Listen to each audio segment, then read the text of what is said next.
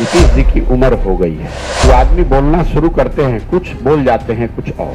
मुझे विद्वान भी बता रहे हैं, मुझे बेवकूफ भी बता रहे हैं। ऐसा लग रहा है कि अपने घर में बैठ के भूजा खाते हुए बात कर रहे हैं लोगों से। नीतीश कुमार का तकिया कलाम, अरे इसको कुछ आता है। देखिए, नीतीश कुमार जी के साथ मैंने भी काम किया है।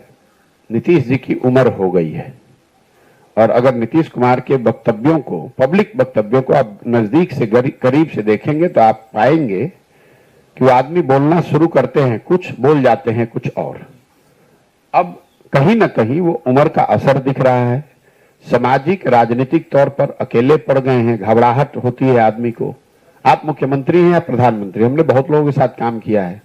जब परिस्थितियां आपके अनुकूल न हो तो हर आदमी को घबराहट होती है, हर आदमी को डर होता है। तो नीतीश कुमार जिस स्थिति में आज हैं, वही घबराहट का नतीजा है कि कभी कह देते हैं कि तेजस्वी के नेतृत्व में लड़ा जाएगा, कभी बोल देंगे प्रशांत किशोर बहुत होशियार आदमी है, उसी वक्तव्य में बोल देंगे कि हमको तो कह रहा था कि कांग्रेस में विलय करो, उसी वक्तव्य में कह देंगे कि ये बीजेपी का एजेंट है।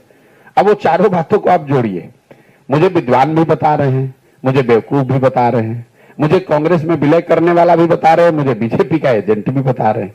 इन चारों चीजों को आप कागज पे लिखिएगा तो आपको पता चलेगा भाई कहना क्या चाहते हो, ये बता दो।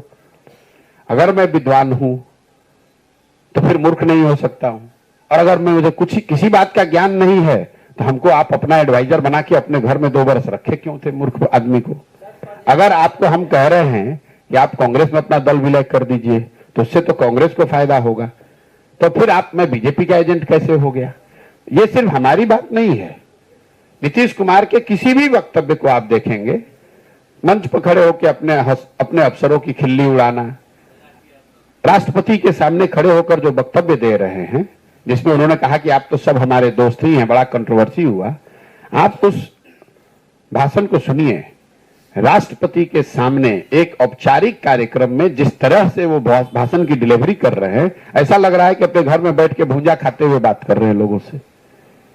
तो कहीं ना कहीं ये उम्र का असर है, और कहीं थोड़ा बहुत अहंकार भी जो है कि किसी भी कार्यक्रम को, किसी भी बात की सीरियसनेस को हल्के में उड़ा देना। अरे इसको कुछ आता है, नीतीश कुमार का तकिया कलाम, अरे इसको कुछ आता है। अरे भाई, किसी को कुछ नहीं आता है, आपको तो आता है। आप इस राज्य के मुखिया हैं, आप कृपा करके इसको सुधारिए। अगर आप ही को सब आता है तो फिर बिहार देश में सबसे पिछड़ा और गरीब क्यों है, ये बता दो। देखिए, नीतीश कुमार पढ़े लिखे व्यक्ति, इसमें कोई दिक्कत नहीं है, वो बहुत समझदार होशियार हैं, इसमें भी कोई दिक्कत नहीं है। लेकिन वो बिहार के एकमात्र पढ़े लिखे व्यक्ति नहीं है।